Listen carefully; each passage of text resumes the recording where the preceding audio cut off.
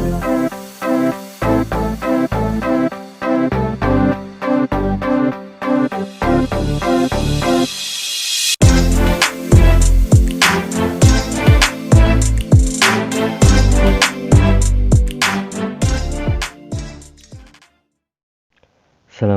warahmatullahi wabarakatuh. Selamat pagi anak-anak semuanya. Semoga anak-anak tetap semangat belajar. Pada pagi hari ini kita akan melanjutkan pembelajaran yang kemarin. Kalau kemarin adalah pembelajaran 1, sekarang adalah pembelajaran yang kedua ya. Tema 1, subtema 1, pembelajaran kedua. Langsung saja kita mulai. Mutiara membaca buku yang dibelikan ayahnya. Perhatikan sampul bukunya. Nah, kira-kira gambar apa ini? Anak-anak mesti sudah tidak asing lagi ya. Sejak kelas 1 pasti sudah pernah melihat gambar ini, karena gambar ini terpasang di kelas ya, di atas papan tulis. Ya, benar, ini adalah gambar burung Garuda ya. Burung Garuda merupakan lambang negara Indonesia tentunya ya. Nah, ini kita ke Mupel PPKN, berarti ya, mengenal lambang negara. Garuda Pancasila adalah lambang negara Indonesia. Burung Garuda besar, gagah, perkasa. Lihatlah perisainya. Perisai itu memuat simbol dari sila-sila pada Pancasila. Pancasila adalah dasar negara kita. Bacalah teks Pancasila berikut. Anak-anak dulu waktu masih awal-awal kelas 1 dulu ini ya, masih ini apa namanya, sudah pernah TTM kan, upacara. Jadi Pancasila ini selalu dibacakan ketika setiap hari Senin upacara bendera itu kan, oleh ibu guru pembina atau pak guru. Jadi selalu dibacakan ya. Kalau mungkin anak-anak belum hafal, nanti bisa dihafalkan karena Pancasila ini termasuk penting ya. Mari kita baca bersama. Pancasila. 1. Ketuhanan yang Maha Esa. 2. Kemanusiaan yang adil dan beradab. 3.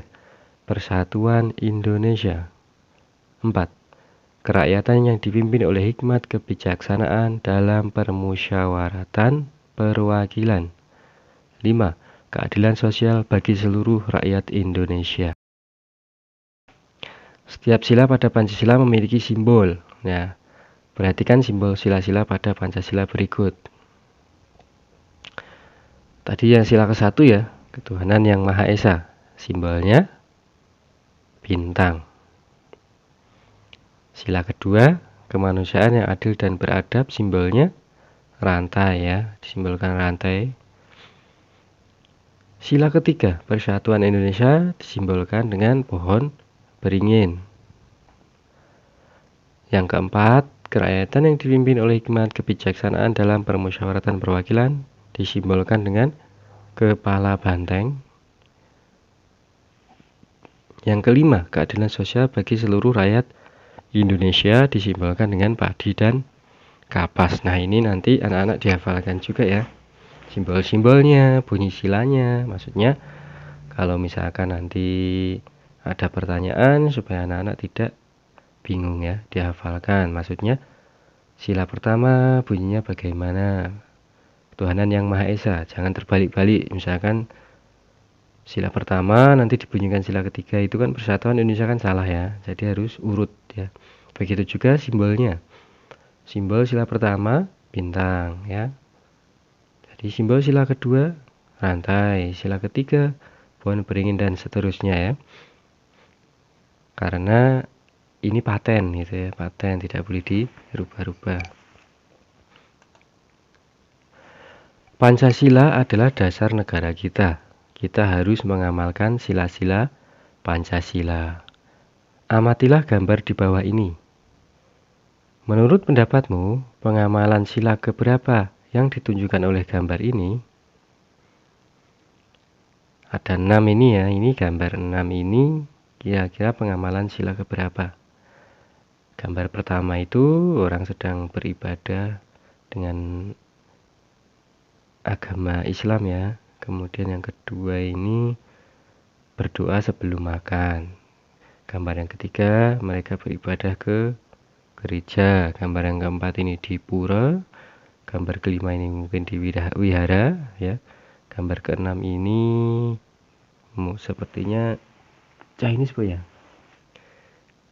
Kurang tahu, cuman ya istilahnya itu tetap beribadah menurut kepercayaan mereka ya. Nah, ini semua termasuk pengamalan sila ke-1, yaitu dengan tetap mengingat kepada Tuhannya. Walaupun berbeda agama, berbeda ini, tapi kan tetap mereka beribadah sesuai kepercayaan mereka masing-masing. Jadi, pengamalan sila pertama ya. Selanjutnya, kita sudah mempelajari ungkapan. Tunjukkan mana yang termasuk ungkapan pada percakapan berikut. Udin berkata, buku kakak banyak sekali. Mutiara menjawab, kakak memang senang membaca buku. Kemudian Udin berkata lagi, wah kakak memang pantas dijuluki kutu buku. Mutiara berkata, ayo kamu juga harus rajin membaca. Ini ada buku cerita bagus, judulnya Bintang Lapangan. Udin berkata lagi, ceritanya tentang apa kak? Mutiara menjawab, cerita tentang pemain sepak bola yang rendah hati meskipun sudah terkenal.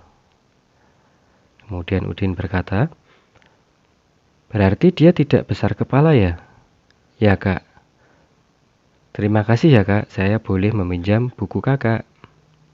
Mutiara menjawab, sama-sama dek, gitu. Nah, tunjukkan mana yang termasuk ungkapan pada percakapan tadi ya. Apa saja? Nah, ada 3 kata ungkapan di sini.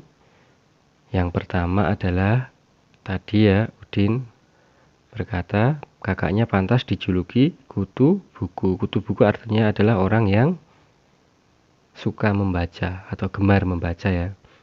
Kutu buku. Yang kedua, Mutiara tadi berkata ada buku yang ceritanya bagus. Judulnya apa? Bintang Lapangan ya. Bintang Lapangan itu pemain yang hebat, pemain sepak bola yang hebat ya, bintang lapangan, istilahnya seperti itu. Kemudian yang terakhir, rendah hati ya, cerita tentang pemain sepak bola yang rendah hati meskipun sudah terkenal. Rendah hati itu artinya tidak sombong ya, rendah hati itu tidak sombong.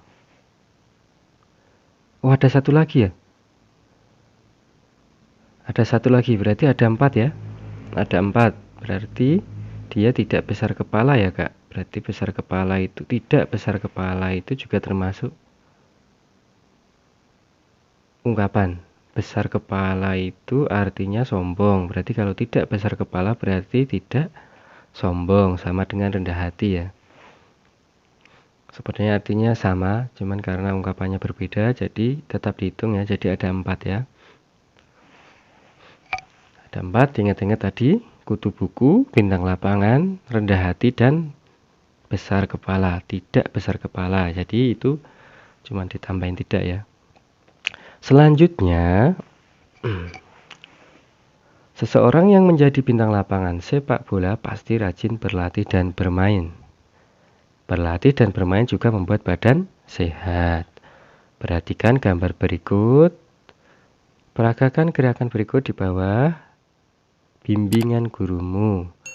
Jadi ini nanti prakteknya sama Pak Guru olahraga ya, dan mupel olahraga itu nanti ini Pak Guru olahraga sudah punya LKS-nya sendiri sekarang ya, tidak seperti kemarin masih gabung jadi satu ya. Ini tetap ada, tetapi nanti untuk tugasnya walaupun tugas tertulis ataupun prakteknya nanti sama Pak Guru olahraga. Kalau Pak Guru kita namanya siapa? Pak Guru olahraga? Pak Sutekno ya. Yang pertama gambarnya ini, kita lihat dulu berjalan ke depan. Kemudian yang kedua, sikap berjalan yang benar. Kemudian berjalan ke belakang, berjalan ke samping, berjalan berkelompok dengan rapi.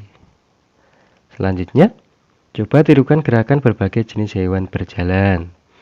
Yang pertama, menirukan gerakan kucing ya, dengan merangkak ya. Yang kedua, gerakan bebek. Yang ketiga, lakukan permainan menirukan hewan berjalan. Nah, ini praktek ya, praktek. Semoga nanti ya diperbolehkan untuk masuk sekolah TTM walaupun cuma seminggu sekali apa 2 kali, jadi anak-anak bisa praktek dengan Pak Guru olahraga. Oke, untuk hari ini Pak Guru cukupkan sekian dulu ya. Semoga bermanfaat. Jangan lupa nanti tugasnya dikerjakan. Pak Guru akhiri, billahi taufiq wal hidayah. Wassalamualaikum warahmatullahi wabarakatuh.